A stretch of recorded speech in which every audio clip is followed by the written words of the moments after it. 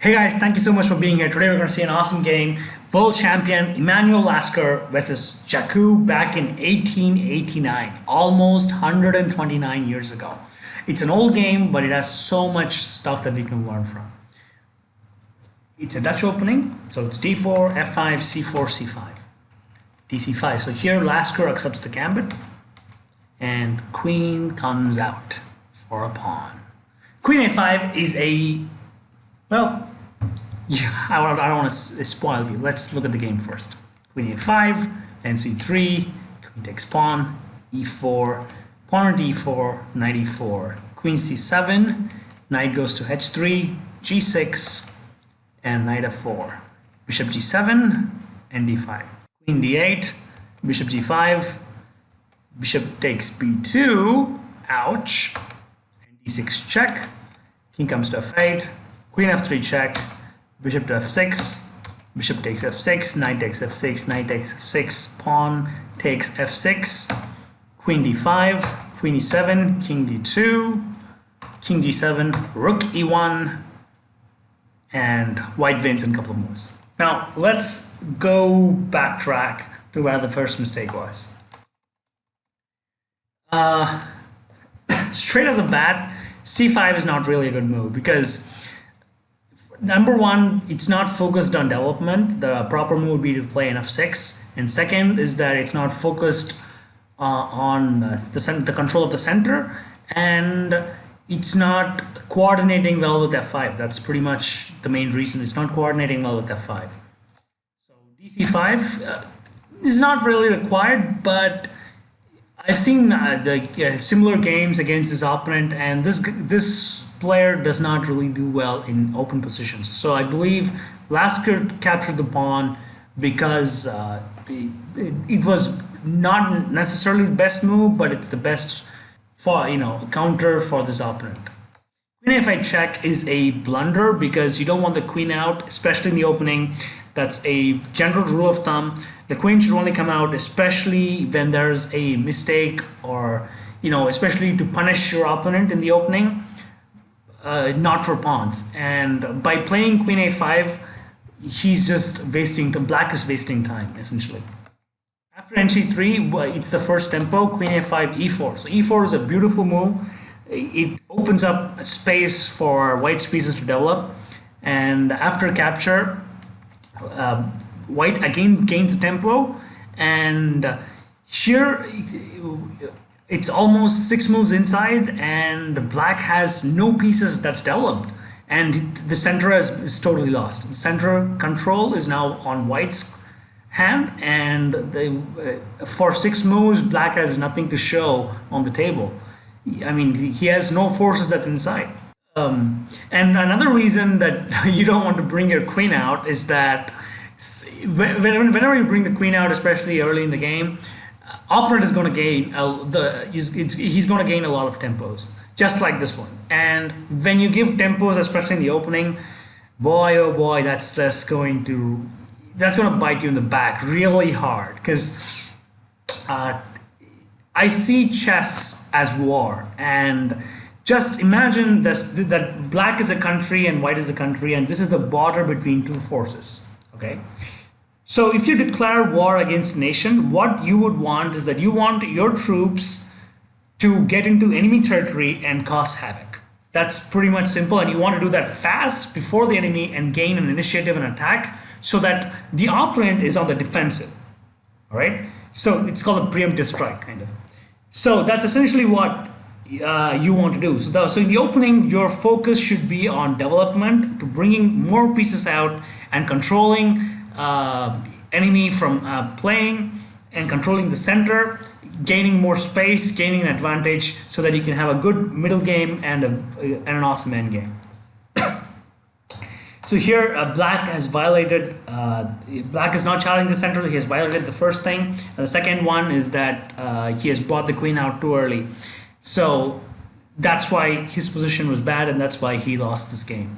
Here nh3 is a beautiful move because nf3 knight on f3 is not really that powerful, and knight on h3 has dual purpose and it's coordinating well, especially on this position. Generally, there's a rule that you don't want to bring a knight to the edge of the board, but the rule only applies to the position and not to every position. Here, black goes g6, knight f4, bishop g7 is again not a really good move.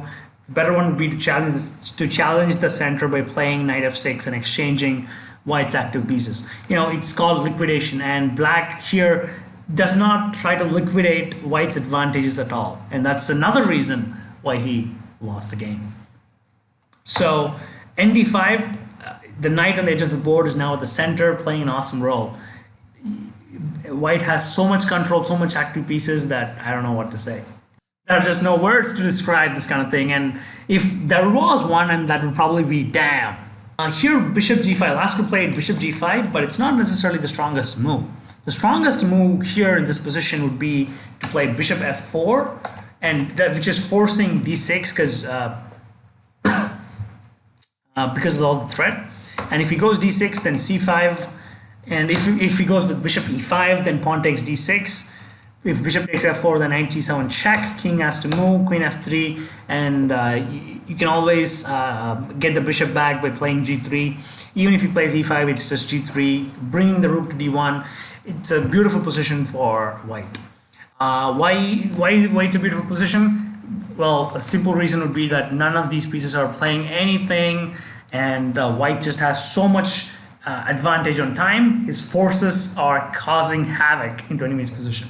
What the purpose of the opening is, and that Lasker has successfully achieved.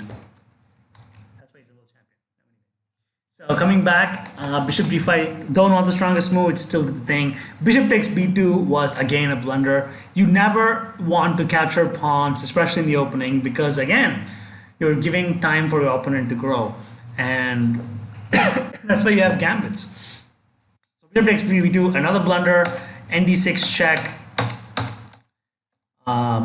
It's a simple, again, so this position, I actually want you guys to have a pause and really analyze what you would do, because bishop takes f6 is not the strongest move, because there's no reason to exchange, and exchanges are very crucial in chess, because if you make the wrong exchange, you end up losing. So you guys should really pause this position and have a look, because better move in this position would be to just maintain the exchange by playing triple O followed by h4, h5, and bishop d3 and rook e1 is really powerful. Like, I'll just show you. Like triple O here followed by nc6. Then if he plays nc6, then h4. If it's h6, then bishop takes, pawn takes. Now again, after h5, you would gain advantage. You'll have the g6 square, you'll have this rook activated, and you will also bring the bishop to d3, rook e7. It's a total nightmare. And if this does not happen, then if you play something like h5, then you just bring rook e1, threatening rook takes e7, and again, it's a clear win, because black has no pieces. Black has these two pieces that are completely dead. They're not going to come into daylight, and you're going to crush them with development advantage. Bishop takes f6 is not the strongest move, but still it's a good move. It's not so bad. Knight takes f6, pawn takes f6, queen d5, it's threatening for a checkmate, and as well as bringing the queen to the center to occupy more, to control more squares. Queen e7 check, king d2. Now a lot of people. Kids usually, they get scared, having the king in the center, even adults, or amateurs. But you should only be afraid if the opponent has a chance for like a perpetual check. If not, having the king in the center is as safe as having the king in a castled position. King d7, rook e1. As you can look in this position, white has economized, or is economizing all his forces, all his pieces. And black has 3 pieces that has not moved since the opening. And it's almost 17 moves inside. And that's another reason why black has lost this game. If you make mistakes in the opening, it's always lost. I want you guys to again pause in this position and have a look on what you would play. The Correct move here is h4 because you're going to play h5, h6 and checkmate. And h4 is a multi-purpose move because in chess you should always want to make moves that has multiple purposes, because opponent can only respond to one and not everything. And after h4, the rook can come to h3 and g3 or e3, whatever, and that's a tremendous advantage, followed by bishop d3. So opponent plays h5 here. Rook h3, nc6 knight finally comes out. Now here Lasker plays rook he3, which is again winning, but it's not the strongest move. The strongest move would be to play bishop to d3, because any move after this, black is just lost. You know, I remember Gary Castro saying this thing, he does this especially on simultaneous exhibitions, that sometimes you just have to let the opponent play and he will make blunders on his own. So it's like this. So for example, after bishop d3, the threat is going to be rook g3, queen e4. Like for example, if he plays nb4, then it's queen c5. Now it's a tactical position, because if he takes knight takes d3, white can play rook e7 and then just simply crush. If it's queen takes c7, it's enough, I check. Yeah. So it's a beautiful, beautiful position, and my dog here also wants to play chess. Sadly, I don't have a camera to show. So coming back, h5, rook h3. So bishop d3 is very strong, and that's the move that white should have gone with. But rook e3 is equally okay. Maybe not equally, but it's okay. Queen d8. Here there's a mate in 7. I hope you guys mate in 5 or 6. I hope you guys can find that out. So pause and analyze. If you found it, it's good, because the answer is queen f7 check, king h6, queen takes g6, rook king g6, rook g3, king h6, knight f7, followed by bishop d3. Beautiful move, but what happened was in the game, Lasker missed it, or maybe he wanted to convert and win the game. So he played rook e8, and after rook takes e8, queen a5, queens get exchanged. White still won the material and won the game after, rook c8, nc8, and white won the game. It's a beautiful game. It's just a lot to analyze, right? So especially here, like these are the situations where you need to really think on what you're going to make. Like this knight h3, for instance, or e4. E4 is a very good move. If you make moves like e4, especially in the opening, focused on development, you just win. Rook and same moves like an h3. Normally you don't want to take the knight to the edge of the board, but here it makes a beautiful sense. And moves like bishop f4, or moves like nd6, or here the move like triple O for the analysis that we saw. Triple O is a beautiful move because it teaches a lot of things. You don't necessarily have to exchange, because exchange is a huge thing in chess. Chess is an infinite game because there are just so many possibilities that you can really analyze, and I hope you guys did pause and really analyze these positions, because h4, this is like maintaining the pressure as well as then exchanging. It's beautiful lines.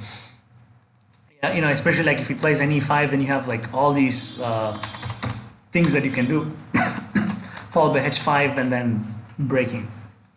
And then in this position you have moves like maintaining the threat, having the king. It's all about moves like h4 here. These are the moves that really decide the fate of the game. So what we learned in this position is don't bring the queen out. Focus on developing your pieces, because your troops need to come out, because they are the main players here. And also don't give up control of the center. The center is the key thing. So I hope you guys had a great time, great fun watching this game. I'll see you in the next video, and we'll have more awesome games. God bless, be great. See you guys.